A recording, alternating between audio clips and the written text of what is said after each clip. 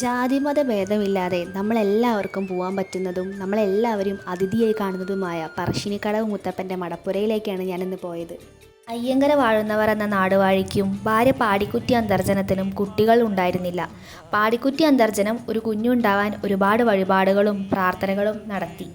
ഒരു ദിവസം പാടിക്കുറ്റി അന്തർജനം തിരുവഞ്ചിറയിൽ നിന്ന് കുളിച്ചു കയറവേ ഒരു കുട്ടി കൽപ്പടവിൽ കിടക്കുന്നത് കണ്ടു. താൻ ഒരുപാട് നോക്കിയെങ്കിലും വേറെ ആരെയും കാണാത്തതുകൊണ്ട് ആ കുട്ടിയെ കൊണ്ട് അവർ വീട്ടിലെത്തി. വാഴുന്നവർക്കും തൻ്റെ ഭാര്യയ്ക്കും ഒരുപാട് സന്തോഷമായി. അവർ ആ കുട്ടിയെ തങ്ങളുടെ സ്വന്തം കുട്ടിയായി കണ്ട് വളർത്താൻ തുടങ്ങി. ബാല്യം മുതലേ വ്യത്യസ്ത രീതിയായിരുന്നു ആ കുട്ടിക്ക് ഉണ്ടായിരുന്നത്. ഇല്ലത്തെ രീതികൾക്കൊന്നും അനുസരിച്ചുള്ള ജീവിതമായിരുന്നില്ല ആ കുട്ടിക്ക്. കുറച്ചു കാലം കഴിഞ്ഞപ്പോൾ അമ്പും വില്ലും എടുത്ത് വേട്ടയാടാൻ തുടങ്ങുകയും അങ്ങനെ കിട്ടുന്ന മാംസം ചുട്ട് ഭക്ഷിക്കാൻ തുടങ്ങുകയും കള്ള് കുടിക്കാൻ തുടങ്ങുകയും ചെയ്തു ആ കുട്ടി. ഇതറിഞ്ഞ അയ്യങ്കര വാഴുന്നവരും ഭാര്യയും ഇതെല്ലാം നിർത്തണമെന്ന് ആവശ്യപ്പെട്ടു. ഇത് കേട്ടുകൊണ്ടുവന്ന മുത്തപ്പൻ അവർക്ക് മുന്നിൽ തൻ്റെ വിശ്വരൂപം കാണിച്ചു കൊടുക്കുകയാണ് ചെയ്തത്.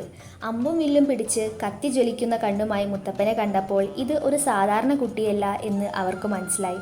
അവർ മുത്തപ്പന് മുന്നിൽ തൊഴുതു നിന്നു. ഇത് പ്രകാരം പൊയ്ക്കണ്ണ് ധരിച്ച് മുത്തപ്പൻ മാതാപിതാക്കളെ അനുഗ്രഹിച്ച് യാത്രയായി. അയ്യങ്കരയിൽ നിന്ന് യാത്രയായ മുത്തപ്പൻ കുന്നത്തെത്തി. അന്ന് അവിടെ തങ്ങി.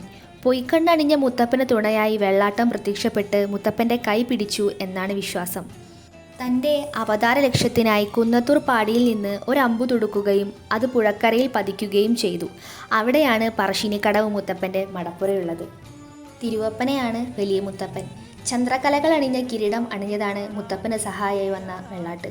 അപ്പം മറ്റൊരു വീഡിയോ ആയിട്ട് പിന്നെ കാണാം. അതുവരെ ബായ്.